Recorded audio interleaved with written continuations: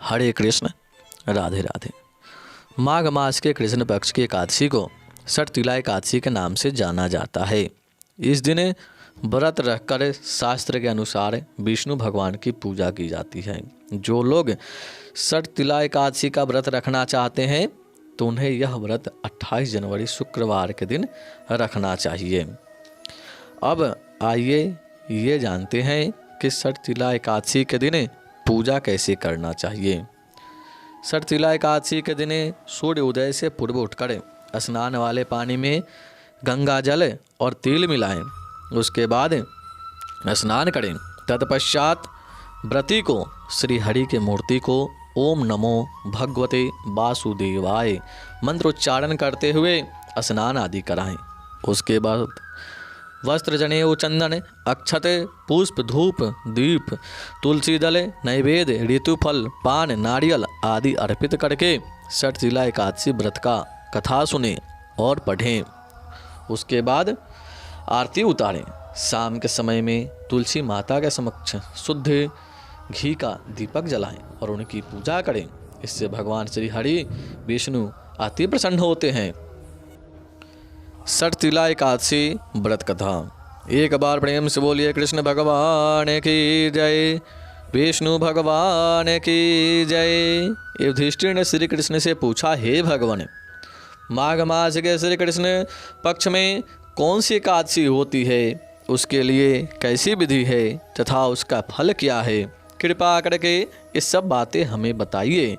श्री भगवान बोले, हे नृपश्रेष्ठ, माघ मास के कृष्ण पक्ष की एकादशी षटतिला एकादशी के नाम से विख्यात है, जो सब पापों का नाश करने वाली है।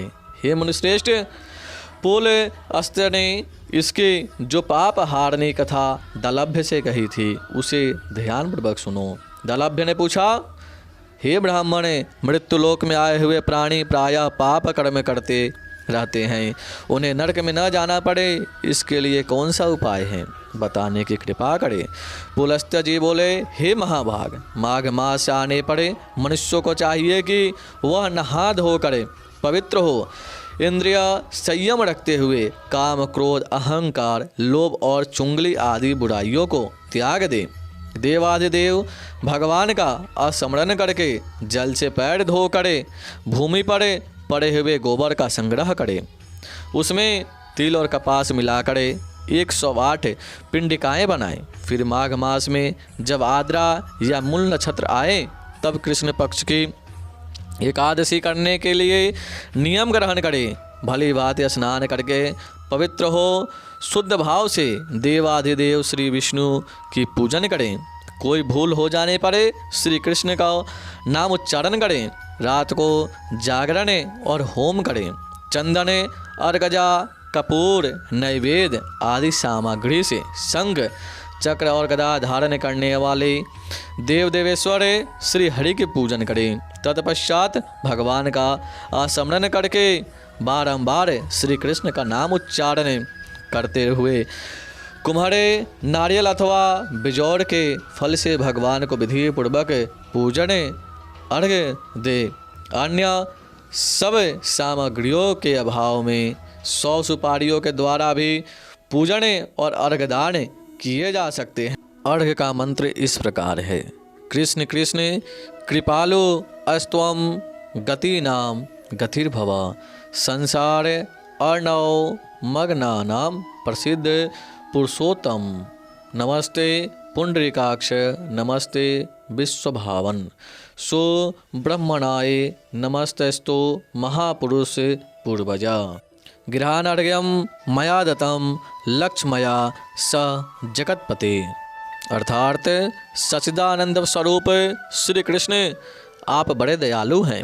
आप आश्रयहीन जीवों के आप आश्रयदाता होइए। हम संसार समुद्र में डूब रहे हैं, आप हम पर प्रसन्न होइए। कमल नयन विश्वभावन सुब्रह्मणाय महापुरुष सबके पूर्वज आपको नमस्कार है। जगतपते मेरा दिया हुआ अर्घ्य आप लक्ष्मी जी के साथ स्वीकार करें। तत्पश्चात ब्राह्मण की पूजन करें। उसे जल का घड़ा छाता जूता वस्त्र दान करें। दान करते समय ऐसा कहें, इस दान के द्वारा भगवान श्री कृष्ण मुझ पर प्रसन्न हो। अपनी शक्ति के अनुसार श्रेष्ठ ब्राह्मण को काली गौ का दान करें। दूज श्रेष्ठ विद्वान पुरुष को चाहिए कि वह तिल से भरा हुआ पात्र भी दान करें। उन तिलों के बोने पर उनसे जितनी शाखाएं पैदा हो सकती हैं उतने हजार वर्षों तक वह स्वर्गलोक में प्रतिष्ठित होता है।